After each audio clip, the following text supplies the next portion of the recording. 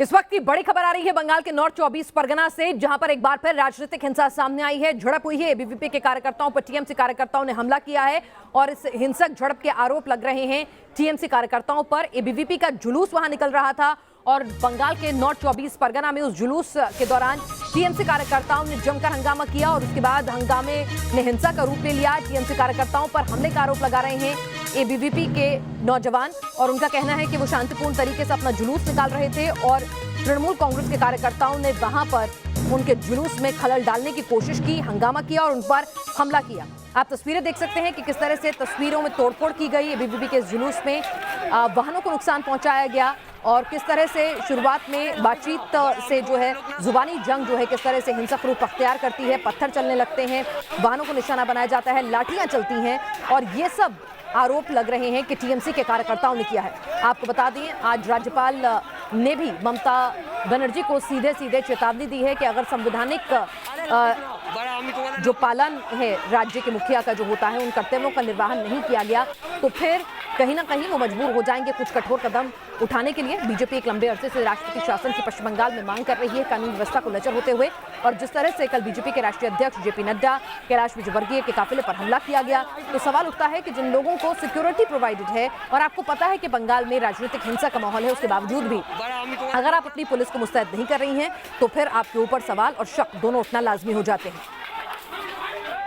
इस बीच आपको बता दें, देश भर में ममता के खिलाफ प्रदर्शन हो रहा है। नड्डा के काफिले पर हमले के खिलाफ लोगों का गुस्सा फूटा है। दुर्गापुर, मुंबई और पटना में बीजेपी कार्यकर्ताओं का प्रदर्शन है। बीजेपी कार्यकर्ता सड़क पर उतर आए हैं और ममता के खिलाफ जमकर अपना रोष व्यक्त कर रहे हैं। जिस तरह से बीजेपी के राष्ट्रीय अध्यक्ष की गाड़ी पर उनके काफिले पर हमला बोला गया तो उसके बाद लाजमी था कि बीजेपी कार्यकर्ता इसको मुद्दा बनाएंगे और जब चुनाव नजदीक हो तो मुद्दा और भी गरमाना और उसको और ज्यादा बढ़ाना और बनाना बनता भी है। तो इसीलिए आपको बता दें कि पश्चिम बंगाल में जो हमला हुआ कैलाश विजयवर्गीय की गाड़ी पर, जेपी नड्डा की गाड़ी पर, उसके बाद आप देख सकते हैं कि किस तरह से बीजेपी कार्यकर्ता जो हैं दुर्गापुर, मुंबई, पटना में लामबंद हुए। हालांकि 24 परगना की जो तस्वीरें हैं ये बीजेपी के प्रदर्शन की तस्वीरें नहीं है। मैं आपको बता दूं कि 24 परगना की जो तस्वीरें हैं वो एबीवीपी के कार्यकर्ताओं पर जो हमला तृणमूल कांग्रेस के कार्यकर्ताओं ने बोला था एबीवीपी अपना जुलूस निकाल रही थी, ये उसकी तस्वीरें हैं। आप देख रहे हैं पटना से किस तरह से ममता बनर्जी का पुतला फूंका गया। ग्राउंड जीरो पर इस प्रदर्शन में मौजूद रहे हमारे संवाददाता रजनीश सिन्हा।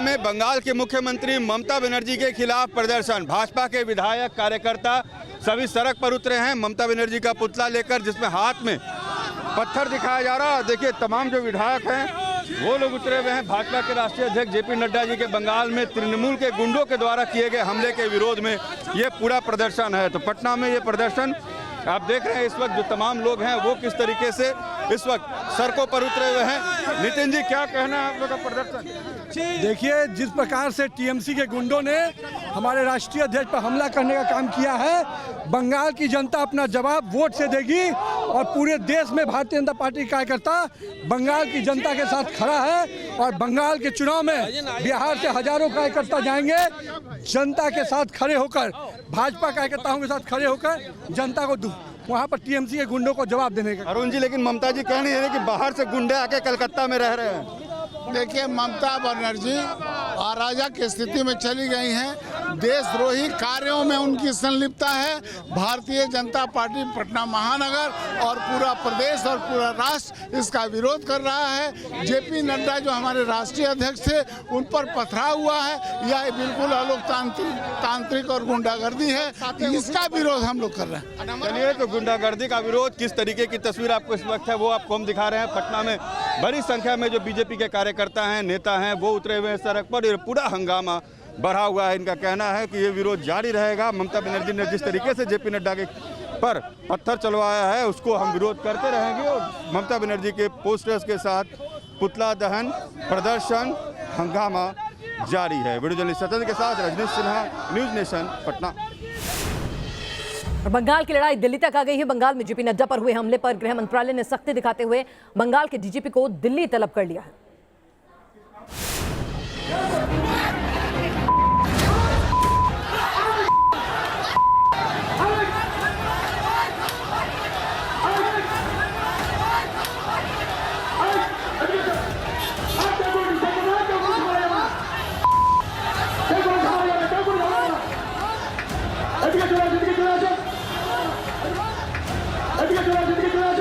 नड्डा के काफिले पर हुए हमले को लेकर केंद्र का बड़ा एक्शन। पश्चिम बंगाल के डीजीपी और मुख्य सचिव को किया तलब।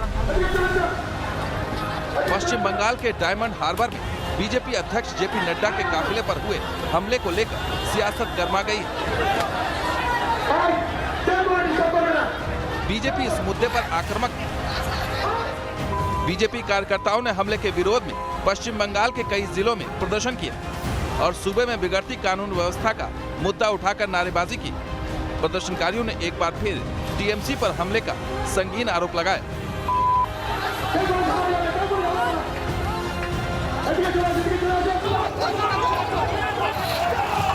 पश्चिम बंगाल ही नहीं, नड्डा के काफिले पर हुए हमले के विरोध में बीजेपी कार्यकर्ता देश भर में विरोध की आत्मा से हम कितना और भटकेंगे। भारतवर्ष में ये बात करना कि भारतवर्ष का नागरिक कहां पर अंदरूनी है, कहां पर बाहरी है। Madam chief minister, please don't play with fire of this nature. गुरुवार को कोलकाता के डायमंड हार्बर इलाके में बीजेपी अध्यक्ष जेपी नड्डा के काफिले पर पथराव और लाठी डंडे से हमला हुआ था। उसके बाद से ही सूबे की सियासत उबल रही है। बीजेपी और टीएमसी एक दूसरे पर आरोपों की बौछार कर रहे हैं। कोलकाता से उदय प्रताप और दिल्ली से रविकांत राय के साथ टीम न्यूज नेशन। और कल हुए हमले पर बीजेपी के तेवर तल्ख हैं। कैलाश विजयवर्गीय ने कहा है कि ऐसा अपराध किया गया है जिससे पूरे बंगाल की छवि खराब हुई। केंद्र ने चीफ सेक्रेटरी को बुलाया है। मैं इससे आगे बढ़कर सोचता हूं। आपको बता दें कि जिस तरह से कल जेपी नड्डा के काफिले को कैलाश विजयवर्गीय की गाड़ी को पथराव किया गया, जिस तरह से उसको निशाना बनाया गया, उसके बाद कैलाश विजयवर्गीय ने यह स्टेटमेंट दिया है ऐसा अपराध किया है जिससे पूरे बंगाल की छवि जो है खराब हुई है। केंद्र ने चीफ सेक्रेटरी को तलब किया है। क्या कुछ कहा उन्होंने, आइए आपको सुनवाते हैं। अराजकता है, बिल्कुल लॉ एंड ऑर्डर है नहीं। और जिस तरीके से शासन और प्रशासन दोनों मिलकर लॉ एंड ऑर्डर की धज्जियां उड़ा रहे हैं, एक चिंतनीय विषय बंगाल के लिए। मुझे लगता है कि इस पे तो केंद्र सरकार ने जिस तरीके से चीफ सेक्रेटरी उनको बुलाया है, मैं इससे आगे बढ़ के सोचता हूँ, क्योंकि ऐसा अक्षम्य अपराध किया है जो कि जिससे पूरे बंगाल की छवि खराब हुई है।